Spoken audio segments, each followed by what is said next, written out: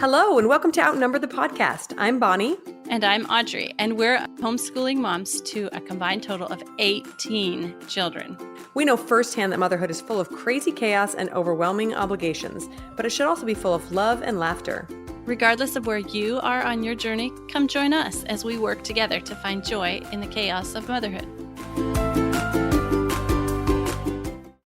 Hello, and welcome back to the podcast. Today is episode number 32, and we're going to talk a little bit about having one-on-one time with our kids. We have had this brought up in numerous social media conversations and messages, people wondering how we find the time to spend one-on-one time with our kids. So we're going to address that today.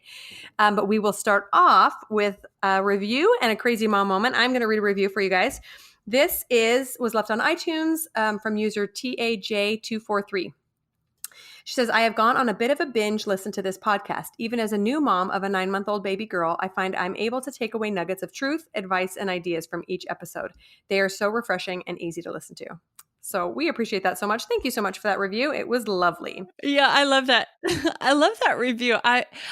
In my mind, okay, so this totally could be me, but in my mind, I imagine that was someone in England that left that review, and I totally read that one in my mind with an English accent. I'd like to hear that. Maybe later. My English accent is pretty rotten, I was going to say, but we have a crazy mom moment from one of our dear followers on Instagram, Pit with Belle. She says, as a mom, I never thought I'd have to say, why is there poop in my dishwasher? No. And I never thought I'd have to clean up poop from my dishwasher. What? My 1-year-old has a habit of putting his hand on his back and then tugging into his diaper. He'd walk around like that all day. I have to be uber careful about when he goes number 2 because he'll dip into it. He'll come up to me holding his hand out saying, ew. This one time he dipped and kept playing on the dishwasher instead of letting me know. Oh, that is so super gross. Hey, but bonus is once you run it, it's sanitized, right? Yeah, exactly. It's the dishwasher. Just shut the door and run it again. Right? Sometimes I wish my washing machine had a sanitizing option. Let's be honest. I wish my entire house had a sanitizing option. Amen. Sometimes it's like, can we just turn it on to high heat in this room and just burn whatever's in here? Oh, that's so horrible. I'm so sorry. But thanks for the laugh. Yes, but thank you for sharing. Thank you for sharing. You are not the only one who has found poop in a very unfortunate location. All the places.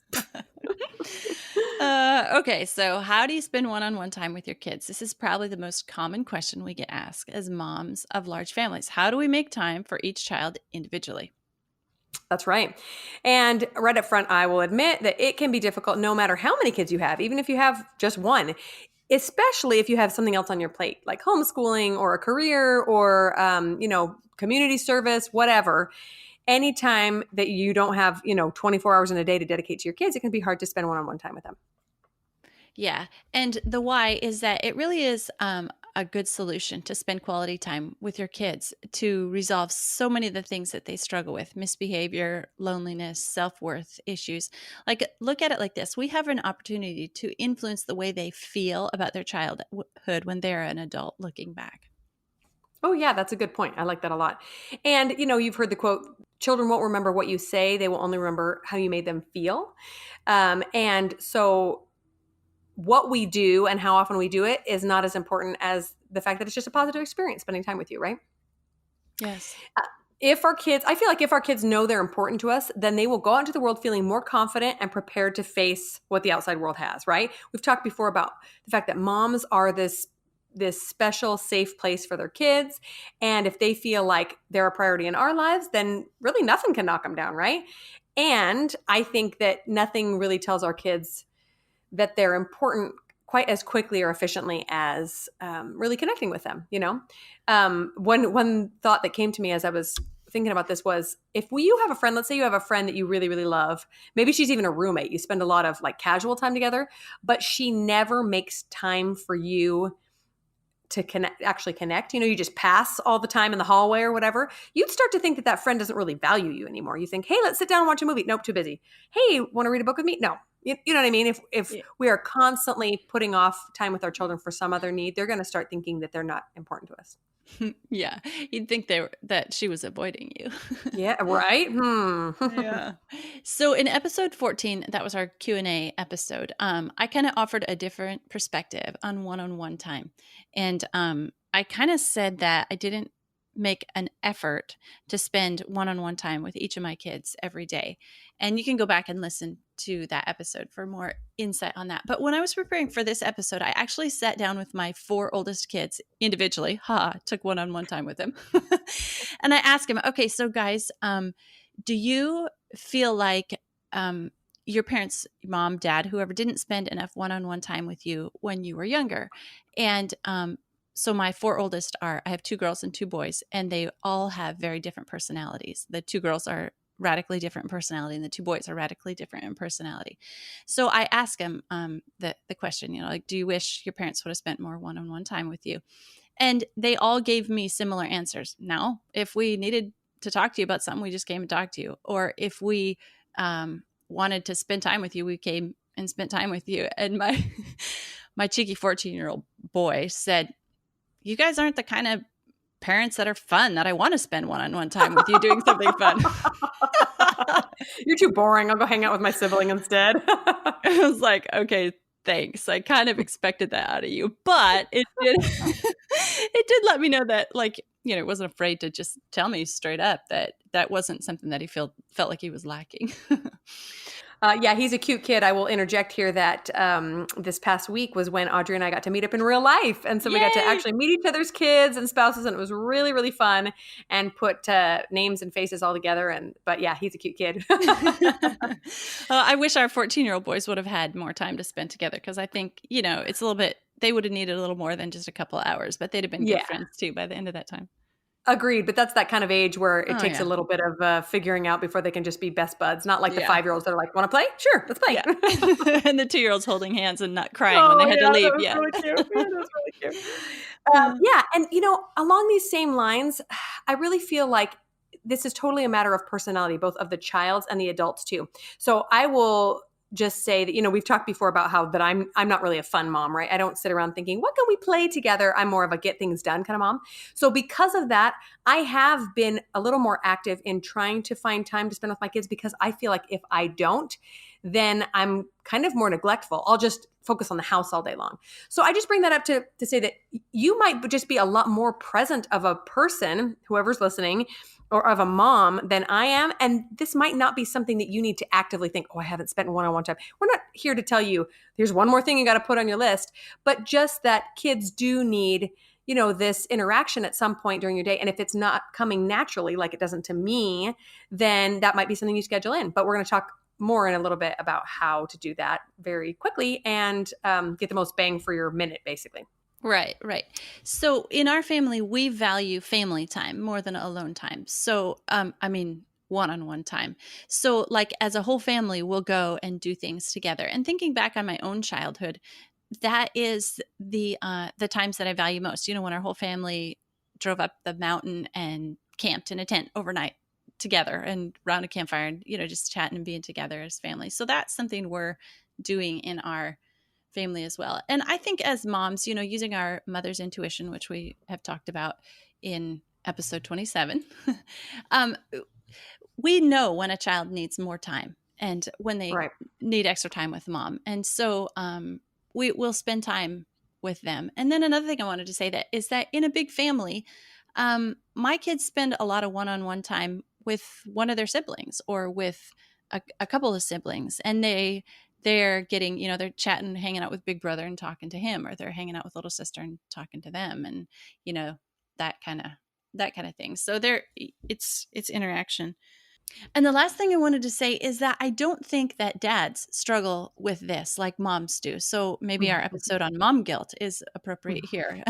But dads I don't think, come home and say, oh, okay, now I've got, this many hours before bedtime and I need to make sure I spend time with each of these kids. And I just don't think that's a thing for dads. I think they enjoy their families. I think they love their families. But I don't think this is something that, I don't know, society or whatever presses on them that they need to spend one-on-one time with each of their kids.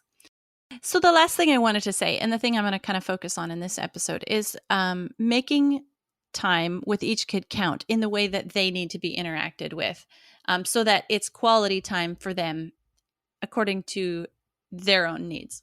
Yeah, I don't think that maybe one-on-one is exactly the thing we need to focus on as much as, like you said, the quality time with kids. And you were mentioning before we went live that this importance of having one-on-one time with kids all the time is kind of a new construct.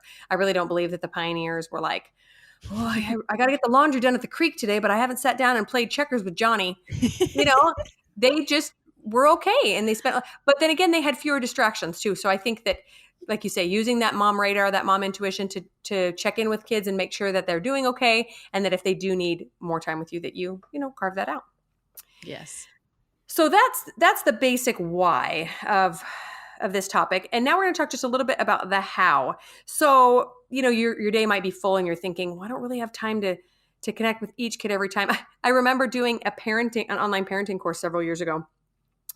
And one of the first lessons said, you need to be having one-on-one time with your kids, and it needs to happen twice a day with each kid. And I just cried. I was like, well, I think at the time I had 6 kids. I'm like, well, that's not going to happen. She's like, even if it's only 15 minutes a kid. I'm like, 15 minutes times 6 times 2. Yeah, I don't have that kind of time, And so I thought I was a horrible parent, but I don't think that's definitely not the purpose of this episode.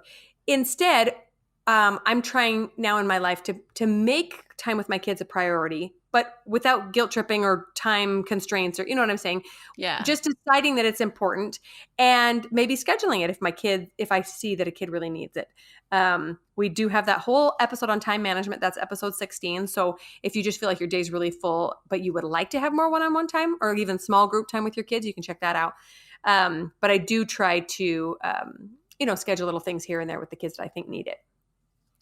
Yeah, absolutely. One thing I have learned about making the time I spend with my kids count, and I've learned this from my older children, is that I have different personality types than quite a few of my kids. So I can't interact with some of my children on a way that is comfortable or comes natural to my personality. I have to tailor my parenting style to the kid that I'm interacting with so that it means something to them and it makes a difference for them. So if you're familiar with the personality types, you know that there's 4 areas: introvert, introvert or extrovert, and then sensing or intuition, thinking and feeling, and then the last letter, there's 4 letters, the last letter is judging or perceiving. So for example, if I'm interacting with a kid who is more on the thinking side and I'm more on the feeling side, for example, then they're going to be totally in head space and I'm going to be totally in heart space, and we're just not going to be able to connect very good. Does that make sense? Mm-hmm, yeah. Mm-hmm. Yeah. And then there is 5 basic traits that go with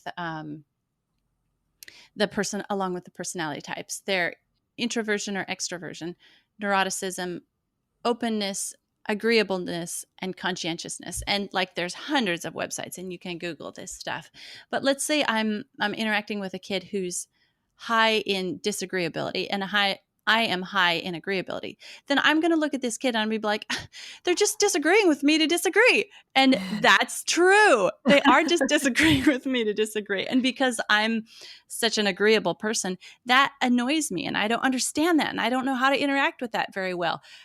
But when I realize that that's their personality type and that's what they're doing and that's who they are, then I can kind of like play along with that or go along with that and make the interaction more relevant to them and who they are and what they're doing. And one of my children who is high in disagreeability has told me, Mom, after the fact, Mom, I know you're right. I'm just disagreeing with you because that's what I have to do.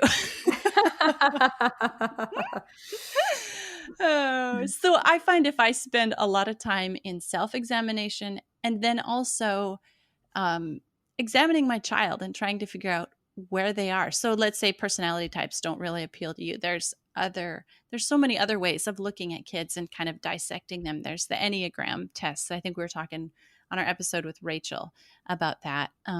Or there's Gretchen Rubin's 4 tendencies framework.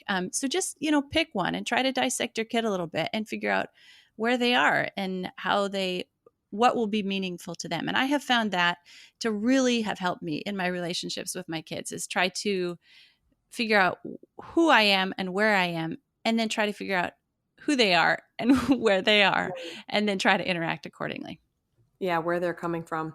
Ooh, yeah. This stuff is so good. We need an entire episode just about like personality types and connecting with Yeah. your kid, the way they work, because I am still learning so much and I have so much more research to do. But I've had so many breakthroughs come from really trying to figure out how my kid works in their framework.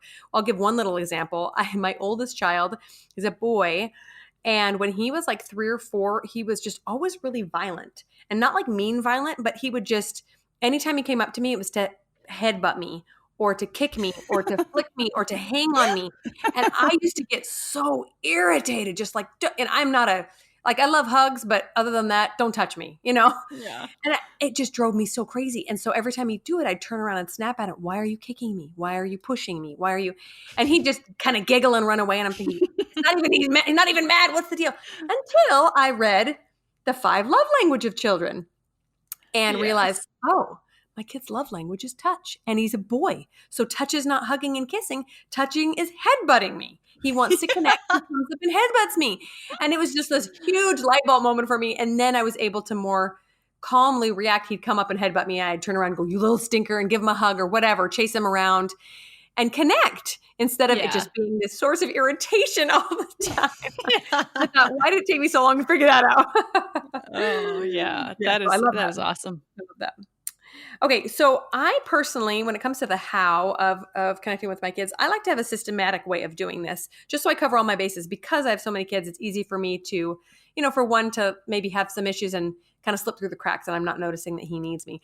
So, one thing that we do in our house, I may have mentioned this in a previous episode, is each day of the week belongs to a child, right? So the Monday is my oldest, Tuesday is my second kids, and what that means is just whoever's day it is the person that prays over the food and the person that gets to sit in the front seat and, the one that gets all the little privileges that everybody fights over. Yes. So I've also decided that when I need to run an errand or do anything, I check with the person whose day it is and see if they want to come along. Hey, it's your day. Do you want to run to Walmart with me? Hey, it's your day. Do you want to help me with dinner? So just little opportunities here and there. And it's usually nothing big. We're not going out for ice cream. It's just them to be by my side doing something together. And that has worked out really, really well for us. They get, especially little kids just love being with mom no matter what you're doing. Yeah. And it's a good time to just connect with them and check in. And then finally, I will say that if it's been a crazy day and I haven't really checked in with anybody, bedtime is always a great time for this too. So usually my husband and I split up tucking kids in. But if there's a kid that I haven't really connected with that day, I'll make it a point to make sure that he's on my rounds. And I go in there and sit down and, sing a song to him and talk to him about his day, ask him if anything's bothering him. And that tends to be a time when they're really kind of tender and willing to open up. Yeah, that's awesome. I love your kid of the day thing, Yeah. except you have 9. So I do you? know. I Yeah. know. So recently I've talked to my big kid. I'm like, so the youngest 2 don't really know about it yet. But as Alice gets older, I'm going to ask Liam if she can have his day in the hall. Because he's kind of outgrowing it. He doesn't really care if he sits, in the special seat or whatever. But Yeah, that's exactly how it goes at our house. So for the baby and toddler, I definitely spend one-on time with them every day. Put them down for their naps, and the baby, he's just nursing all the time, so he gets mom's attention all the time. For the 5 to 8-year-old set, it usually one-on-one time usually comes with their schoolwork. So, they sit on my lap while they're doing their reading, or, they get extra help from me for math time or whatever. And then maybe 10 to teenager, they get to help in town, trips to town as a helper, because it doesn't really help me, if the 5-year-old goes to town with me. I have to still buckle and unbuckle them and, yeah. that kind of thing. And then that gives them an opportunity to discuss more mature topics. But I also, with my oldest ones, my teenagers, like if I go to them and say, okay, it's, one-on-one time for you, they're being like, Mom, you're a creep. Get out of here. Or think they're in trouble, find it kind of awkward or something. So when they get older, you kind of interact with them in different ways and on different levels. Yeah, exactly. I meant to mention this in the part about personalities too. So I have one daughter who is very much outgoing and very much loves to play and have a good time. So she had been begging me forever to play a board game with her. And so I finally said, all right, we'll do some little one-on-one connecting time. I'll play whatever board game you want. So we did. And then I thought, oh, I haven't talked to my older son one-on-one for a while. Maybe he wants to play a little board game. So I went and talked to him and he looked at me like I was crazy. I'm not playing a game with you. I was like, oh, sad. You're past that. Huh?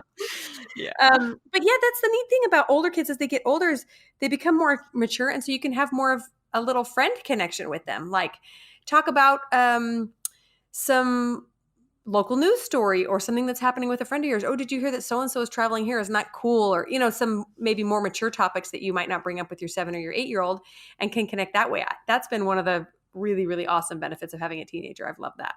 Yeah, we definitely spend around the table time is like not one-on-one time, but our 4 teenagers always stay at the table and we chat like, after supper's done for like up to an hour. And the little ones, they wander off and play and they're not interested in that. But the conversations are getting so good with the old kids. Yeah, it's so fun. It's so fun.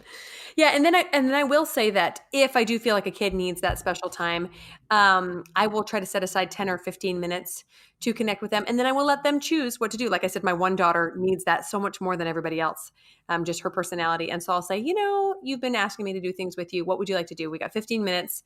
Let's play cards. Let's draw. Let's, whatever. We'll talk about some more ideas here in a minute, but my only requirement is that it's not screen time. We can't just sit and watch a movie together. That's not really connecting. Although it's fun, but Yeah. Okay, so it is important for them to feel like they are important enough for you to take time out of your busy schedule just to spend time with them. And then it also makes a difference if you've bothered to figure out the facets of their personality enough to interact with them in a way that's meaningful for them. It took me so long with some of my kids that have personality that's different from me to figure out the right way to interact with them. But since I have tried to take time and effort to figure out who they are and what it means to them, it does make our interactions more meaningful. yeah, for sure. And that's interesting that you say that it's taken you longer for some kids than others. That's good to know because there are some that I still haven't quite figured out. And, Oh, I love teaching my kids about that too. Like, look at how so and so interacts with everybody. Can you tell that his personality is a little bit like this? And it helps everyone understand each other a little bit better and have a little bit more patience for when people do things in a way that you might not normally do them. Oh, yeah, definitely. This whole personality study has come about because my oldest daughter really, really got into it. Like she's so good at it. She can kind of spend 5 minutes with somebody and know their personality type because she's typed them in her mind, putting them in the 4 categories. And then she knows how to interact with them and what their likes and dislikes are, even what kind of jobs or careers they are good at or might be interested in, that kind of thing. Oh, And that's she's really so cool. into it. Yeah, so she spent a lot of time educating the rest of us on personality types and about people and that kind of thing. It's really cool. She needs to be like a college counselor or something or a psychologist. I don't know. Oh. One thing that is a meaningful way for me to interact with some of my kids is like I'm really interested in sewing, and I love in our episode with Jansen how she talked about um, getting your kids involved in stuff that you are interested in and that light you up and set you on fire. I think those were along her lines, the words that she used. But like your kids see you get excited about stuff, and then they can get excited about it. Like if you're playing, I think her example was she doesn't really care about My Little Ponies, so that doesn't, if she sat down and played that with her kids, she couldn't interact or relate to them very well on that level because she doesn't really care about that. But reading with her kids is really awesome because she she loves that. So Right. sewing is kind of my thing. And I have 2 daughters that just love to sew and are learning to sew. And so one of my daughters, say my 10-year-old is right next to me when I'm learning how to sew, and she wants to learn how to sew some things too, and that's a good way to interact and connect with her.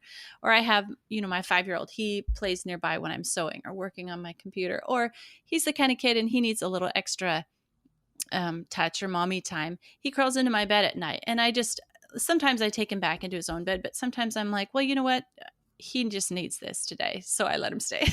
Yeah. Yeah, that's interesting.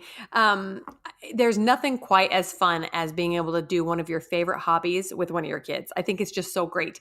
Especially, that can be hard to envision if all your kids are really, really little.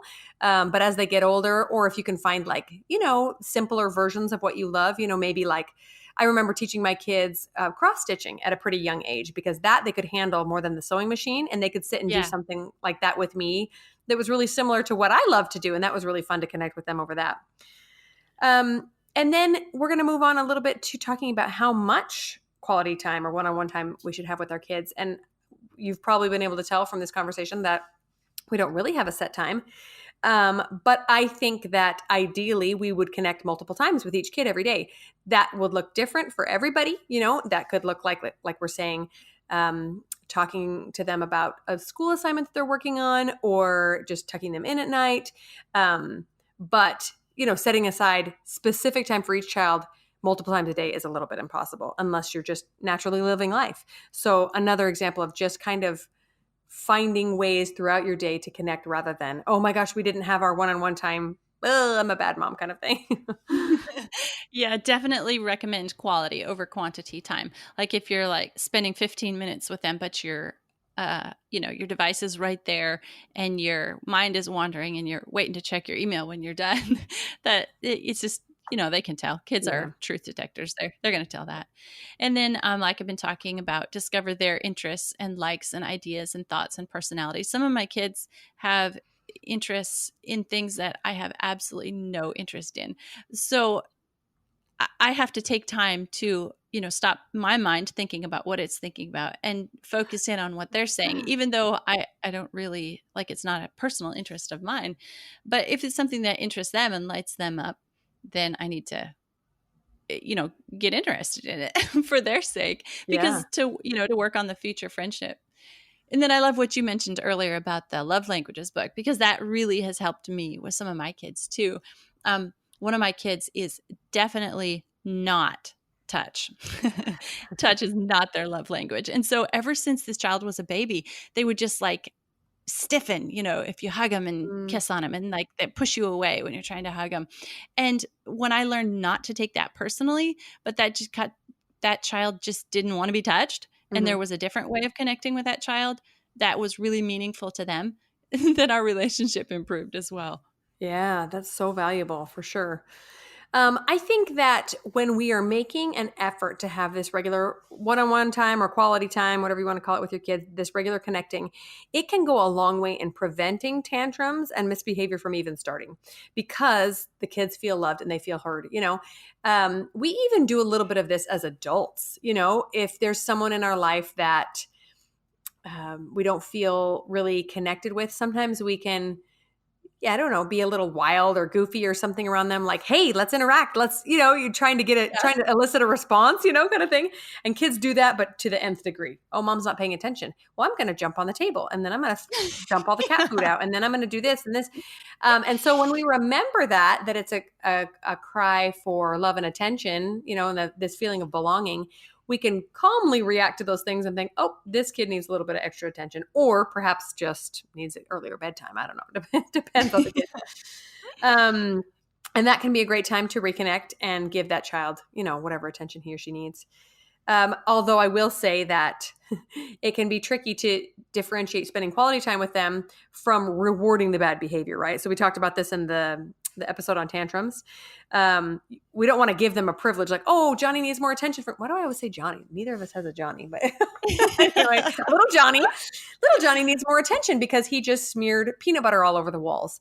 I'm going to go get him some ice cream. Little Johnny's going to be like, sweet, I want ice cream. I want to smear peanut butter on the wall. No, the point is to, address that situation. Oh, we don't do that, honey. Let's clean it up together. And then, side note in your brain, I think little Johnny needs some constructive playtime with mom or a sibling outside so he doesn't get into trouble. So anyway, hopefully that makes sense. Yes, absolutely. And I want to put in a side note here, a word of caution about labeling. Even if you do it, I've heard some parents do it out loud, and I completely am not in favor of it. But even mentally, you can label one of your kids good or bad, and Mm, that can affect people for life. Like if you're labeled as the bad kid and you grow up, that, that kind of affects you for life. You can be, or if you're labeled, the good kid, that can also change the way your life forever. And so, this is in relation to like temper tantrums and kids acting out. Um, Perhaps another book that I've read I'm currently reading, is called The Social Styles Handbook. So it's about communication styles, and there's 4 communication styles: analytical, driver, expressive, and amiable. And I totally recommend the book. We can link it in the show notes, but it's all about different ways of communicating. So it's not about personality types. Personality types communicate differently. This is about the 4 main ways that people communicate. So let's say I have a child that's expressive. They're going to fall down and have a big temper tantrum and, get it all out very noisily. Well, let's say I have a child that's analytical. They're going to kind of sit back and assess the situation and see the best way to get what they want in the situation. Or if I have a child that's amiable, they're just going to agree with whatever I say and then maybe go do what they want anyway. Mm. So there's different ways of communicating, and I need to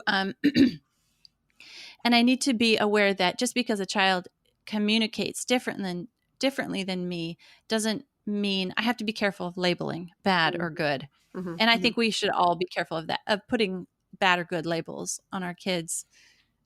Um, Something I learned when I was doing early childhood education was that they taught us not to say, "Oh, you're such a good boy," or "You're such a good girl," but to define the action that they Mhm. were saying as good or bad instead of the child as good or bad. And that's something I've tried to apply. No, I'm really glad that you brought that up because I think that is a really, really easy tendency to slip into. All of us want to define our circumstances and what's around us, right? It helps us make sense of the world. But when we start to define our children with positive or negative labels, it's one thing to say he's expressive or he's whatever, like that's how his personality functions. But that it's a neutral label, right?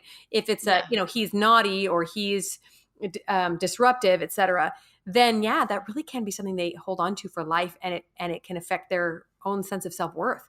So my Yes. husband is really good at balancing this out because sometimes, in a big family, as kids get older, they naturally start to label each other as well. My Yes. older kids are the ones that'll say, "Oh, so and so is such a naughty kid," and my husband's really good at neutralizing that. He'll say, "No, no, no, no, no. He did something naughty, huh? We don't do that. But look how good he is at X, Y, Z," and he'll start adding positive labels. So she is so loud. She is loud. She's also so adventurous. Look how fearless she is when she climbs a tree. To Yeah. allow people to see both the pros and the cons of other people, because that's just, I mean, that's a skill for life. We meet people and might immediately want to say that person is so negative all the time, and yet it's not really going to help our relationship to always think of them as the negative Nancy, but to Yeah. instead seek for both positive, and the negative attributes for someone to balance it out. But I'm glad you brought that up. Yeah, exactly. We talked about that a little bit in our episode on kids and eating, and about not labeling kids as being a picky eater, because like that's Yeah. setting them up to Mhm. fail. Exactly. Yeah. So along those tantrum lines, when it comes to diffusing the tantrum, I'll try to separate the child from the situation, give them the physical attention without making it a reward, right? And speak calmly and lovingly. And then later on, try to readdress the fact that that kid needs more attention. So, Yeah, we give lots more tips on diffusing tantrums and stopping them before they start in episode 18. Something I say to my kids all the time is I have 2 ears, but I can only listen to one kid at a time. Just to make them aware that something I'm really careful to do is never to make my kids compete for my attention. And so when you get a situation where you got 3 kids yelling at you at once, really they're just doing, okay, here I go again, comparing my kids to dogs, but they're just trying to figure out who's the alpha dog and who is who is the most dominant one in the situation. So I'll just stop that nip it right in the bud and say, I've got Yeah. 2 ears. I'm only going to listen to one kid and I choose you. You talk first and then you guys are next, but never to allow the whole competition thing to go on. That's really smart, and that's something I've been struggling with lately too, because I'll have 3 or 4 kids. Like just this morning I had a meeting, and so when I came back in the house, it was like, "Oh, mama!" Like everybody needed me Yes. at once. And Yes. it can be very easy for me to just naturally turn my head to the child that's the loudest, even if I'm already talking to someone. Just to make the um, noise stop. yes, just to go, what do you want? And then the first kid's like, hey, I was here first, And so Yeah. I've really taken that to heart and tried to do the same thing and just put a finger up and say, even if I have to say, excuse me, so and so, 1 second, I'm talking to this child. When I'm done, you're next. And then I go back to that first kid. Because what that does is, like you say, creates competition where they just keep yelling louder to get your attention. And also, it can really hurt that first child. Like they had your attention first. It might make it seem like you don't think what you're talking about to them is important, or that they're not as important as the other child, or because the other child is louder that they get a priority, all sorts of Yeah. things. So it's tricky, let me tell you, when everybody's screaming at Oh, once. yeah. But yeah, that's a valuable skill to develop. Okay, so moving on, finally, we're just going to wrap up by talking a little bit about what a quality time with kids looks like. So we mentioned a couple of ways. I personally, like I said, if I'm looking specifically to spend more time with a child who needs it, I will ask them what they want to do. Like I said before, somebody might want to play a board game, and somebody might think that they'd rather, go mow the lawn. But some ideas that my kids have chosen are jumping on the trampoline together, specifically alone with no other kids. They love that. Reading a book together, playing with toys in the room, coloring or drawing, walking the dog, board games, puzzles, building toys, really anything. But again, these are the times when I have the time to sit down and do something with them. Most of the time, our quality time just looks like getting basic tasks done with that child by my side and being able to talk to me. Last thing about this, if you do choose to do, a one-on-one time activity with this child and there are other kids that want to be involved, it can be tricky, but important to differentiate the fact that this is Juliet's time and not your time. In 10 minutes, I will come and have time with you, and just keep that time precious for that child who asked for it. Yeah, absolutely. Okay, yeah. So what looks like for us is oftentimes they're just by my side helping me. So we have gotten our chore cards back out. I know we talked about chores way back in, what was it, episode 2 or 3, but I'll have a kitchen helper for the week and they get that chore card, or laundry helper for the week, garden helper, and they're doing that for the week, and we just do it together. So we naturally are spending lots of time together working and doing something productive. And then also, I know we've talked about this a lot before, but we're not in this parenting thing alone. So special time with dads helps the kids too, because it's in a different and a unique way. And personally, in our relationship, my husband and I have different personalities. And so he can connect with kids that I have trouble connecting with better and in a more meaningful way than I can. And then I can connect with some kids better than he can, just because of the way our personalities and communication styles and all this stuff we've been talking about. So, sometimes I'm having a really hard time, or I can tell a kid is having a really hard time, and I'll just kind of pass that responsibility off to my husband for a day or a couple days or a week. Hey, so and so is really struggling. Can you kind of take them under your wing this week? And and that helps. Yeah, that's awesome. I love that dads are around. It's so helpful when you can't connect with the kid, or if they just need a different kind of love. Yeah. I like to communicate to my kids that, well, first of all, that they're valuable of that special time if they need it, and then to the other ones that it's so and so's time. So this goes right along with talking one-on-one with the child, like, hey, I'm going to go spend time with this kid, and it's their turn. And sometimes there can be jealousy and frustration, but if they know that they're equally valued and they'll get time too, then usually they're okay. I have heard of some people coming up with special terms for that special time. So like, whatever, quality time with mom. I don't know. I'm sure you can come up with something more exciting than that. But, and sometimes if I'm trying to do this, and everybody's kind of banging down the door and they want to turn, we'll set a timer. I'll say, hey, I'm going to play a game for 10 minutes with Juliet, or I'm going to talk with her for just a few minutes, 5 minutes. And then I get to come talk with you, and it's just going to be all your turn. And they love that. Oh, I get one-on-one time for whatever reason, to show me a Lego set or something. Yeah.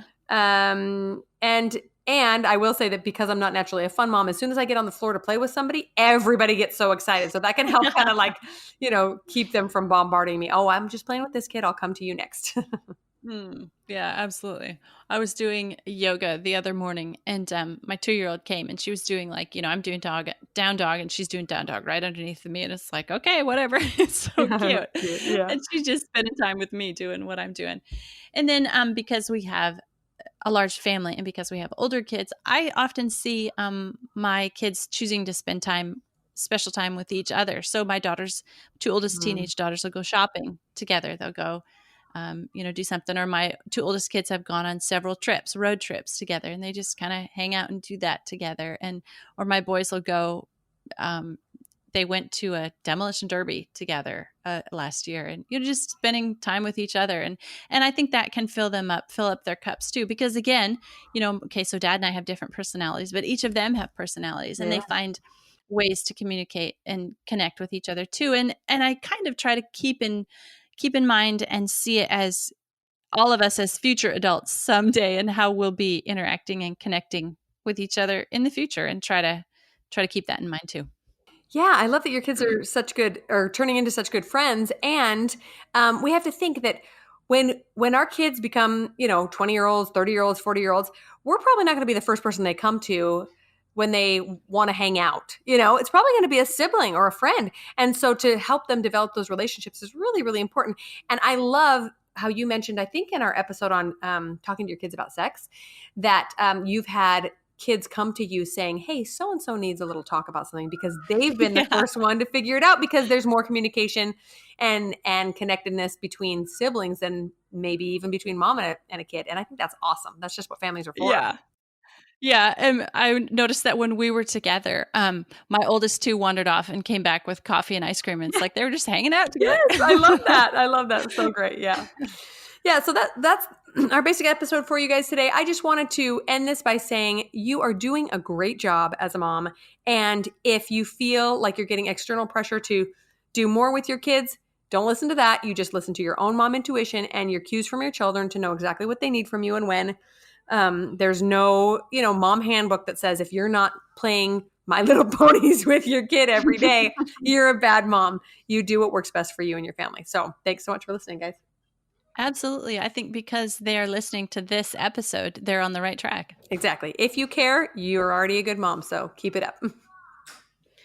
Okay, so we're going to have some recommendations linked in the show notes. I talked about the Social Styles Handbook, and I also, I think we both love the 5 Love Languages of Children and the 5 Love Languages of Teenagers. Yeah. Oh, that Social Styles I haven't heard of. I'm going to go check that out. Thanks so much. Thanks so much for tuning in. If you've enjoyed this episode, we'd be so grateful if you'd leave us a written review on iTunes. If you have any questions or ideas for future episodes, you can reach us at outnumberthepodcast@gmail.com and find us on Instagram at outnumberthepodcast. See you next week.